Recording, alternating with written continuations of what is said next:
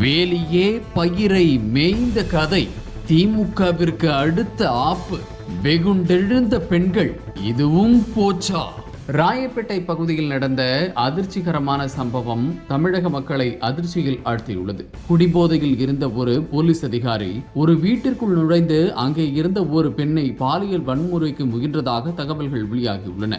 ஆனால் அந்த பெண் மிகுந்த தைரியத்துடன் அந்த போலீஸ்காரனை எதிர்கொண்டு அவரை வீட்டிற்குள் பூட்டிவிட்டு தப்பித்து வெளியேறினார். மக்களுக்கு பாதுகாப்பு வழங்க வேண்டிய போலீஸ் அதிகாரி இப்படிப்பட்ட குற்றத்தில் ஈடுபட முயன்றது சட்டத்தை காக்க வேண்டிய அமைப்பின் மீதான நம்பிக்கையை கேள்விக்குறியாக்கியது.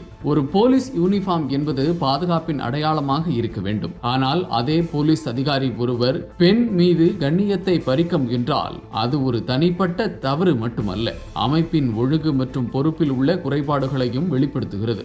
இதற்கு முன்பு திருவண்ணாமலை அருகே 2 போலீசார் ஒரு இளம் பெண்ணை பாலியல் வன்முறைக்கு உட்படுத்திய சம்பவம் மக்களை அதிர்ச்சியடைய செய்தது. இப்படிப்பட்ட சம்பவங்கள் தமிழ்நாடு போலீசின் மீதான மக்களின் நம்பிக்கையை பாதிக்கின்றன. இதே நேரத்தில் தமிழகத்தில் சட்டம் ஒழுங்கு நிலைமை குறித்து பிரச்சனைகள் அதிகரித்துள்ளன.